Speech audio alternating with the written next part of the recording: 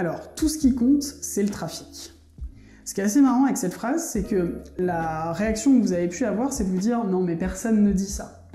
Et je suis d'accord avec vous, il n'y a pas tant de personnes que ça qui disent que tout ce qui compte, c'est le trafic. Par contre, si vous regardez bien, sur les réseaux sociaux, notamment LinkedIn, mais aussi sur les sites web, tout se passe comme si les gens croyaient en cette phrase, les experts croient en cette phrase. Parce que ce qu'ils vous mettent en avant généralement, c'est quoi ? C'est des chiffres de trafic, des chiffres de nombre d'impressions, de nombre de likes, de nombre de commentaires. Tout ça, c'est assimilé au trafic. Et au final, on s'en fout, ou presque. C'est un petit peu plus compliqué que ça. Alors, quand on parle de trafic sur le web, on parle de plein de choses. On peut parler du nombre de visiteurs sur son site, et il y a plein de visiteurs différents sur un site, et de canaux d'acquisition. On peut parler du référencement naturel, de l'ADS, du trafic direct, du trafic issu du mailing ou des choses comme ça. Donc le trafic, c'est déjà un terme qui est très générique et qui du coup est presque trop complexe pour être traité de manière générique. Chaque canal, chaque source de trafic a des particularités. Mais c'est pas les seules formes de trafic qu'on peut imaginer. En réalité, tous les réseaux sociaux vont générer du trafic sur votre site web ou sur vos comptes de réseaux sociaux. Et ça, c'est une métrique qui est généralement énormément mise en avant par les experts LinkedIn ou les experts en réseaux sociaux. C'est le nombre d'impressions, le nombre de vues, par exemple. C'est l'équivalent, en fait, sur les réseaux sociaux du trafic qu'on peut avoir sur un site web. Encore que, en général, les vues sont plus proches d'une notion d'impression de votre site web, qui est encore autre chose, que de trafic réel, mais en tout cas, on voit que ça regroupe beaucoup de sujets. Alors, quand on met en avant que ces métriques-là, on a un problème. Déjà parce qu'il n'y a pas de corrélation directe et universelle entre le trafic et le chiffre d'affaires. Vous avez des personnes qui vont faire, mettons, une base 1 million de vues sur les réseaux sociaux ou 1 million de visiteurs uniques sur leur site et qui vont en fait faire un chiffre d'affaires de 10 000 € en face. Et il y en a d'autres qui vont faire 10 fois moins de trafic et 100 fois plus de chiffre d'affaires. Donc il n'y a pas de corrélation directe entre le trafic et le chiffre d'affaires. Et même au sein d'un même secteur d'activité, d'une même activité, d'un même business model, il y a des disparités énormes entre plusieurs sites, entre plusieurs entreprises, de conversion entre ce trafic et ce chiffre d'affaires. Donc évidemment, quand on dit ça, on comprend que le trafic, c'est qu'un élément de l'équation. Et on est même tenté d'aller dans l'extrême inverse, qui est de dire, tout ce qui compte, du coup, c'est la conversion, c'est combien je fais de chiffre d'affaires. C'est important de traiter ça aussi, parce qu'en réalité, votre trafic, il est hyper important, parce que sans lui, il n'est possible de rien faire. En fait, vous ne pouvez rien faire sans trafic, et encore moins optimiser la conversion. Il y a des bonimenteurs, et j'insiste, des bonimenteurs, qui font croire qu'ils peuvent garantir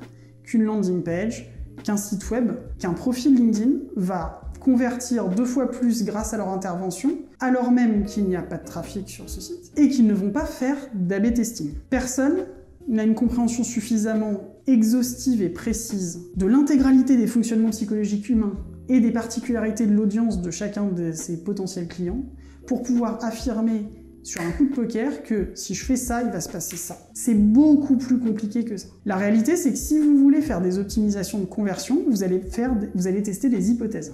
Pour tester ces hypothèses, vous allez faire de l'A/B testing, vous allez modifier en fait des pages.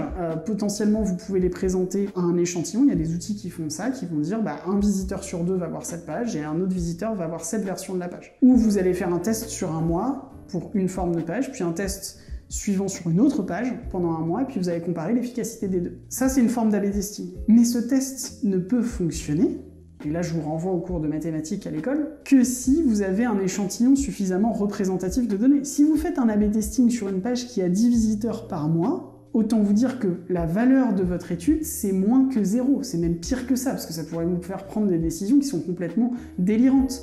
Parce que le moindre comportement différent va avoir un impact sur votre analyse. Il vous faut un échantillon représentatif. Cette représentativité, elle arrive avec un certain nombre de visiteurs. Il faut largement dépasser les 100 visiteurs uniques sur une page pour pouvoir avoir quelque chose qui a le moindre intérêt en fait. Donc on voit bien qu'en fait, on ne peut pas faire comme si le trafic c'était ce qui avait le plus important, parce que en l'occurrence, on pourrait générer une quantité infinie de trafic et toujours rien comme chiffre d'affaires. Par exemple, des mots-clés qui sont énormément tapés sur Internet, qui sont pas très difficiles à atteindre avec un bon article, qui pourraient générer une quantité extraordinaire de visiteurs, mais qui serviraient absolument à rien à votre business. Donc, au final, ça n'aurait aucun intérêt. Mais on peut pas non plus dire que le trafic n'a pas d'importance, parce qu'en fait, c'est un peu, j'allais dire, c'est la mère de toute chose, c'est dans l'acquisition, c'est le carburant. C'est-à-dire que si vous n'avez pas de trafic, vous ne pouvez rien faire, vous ne pouvez pas optimiser, vous ne pouvez pas faire de tests, vous n'avez rien, vous n'existez pas. Donc le trafic est extrêmement important, mais il ne faut pas oublier que vous ne vivez pas pour le trafic et les vanity métriques associées, vous vivez pour votre chiffre d'affaires, votre business model, mais sans trafic, vous ne pourrez rien faire pour améliorer l'efficacité de votre entreprise. J'ai mis un peu de nuance dans la thématique. Si c'est un sujet qui vous intéresse, on a quelques articles qui peuvent vous aider. On a un article, un guide sur les landing pages où on donne des grands principes à respecter pour faire une landing page qui convertit.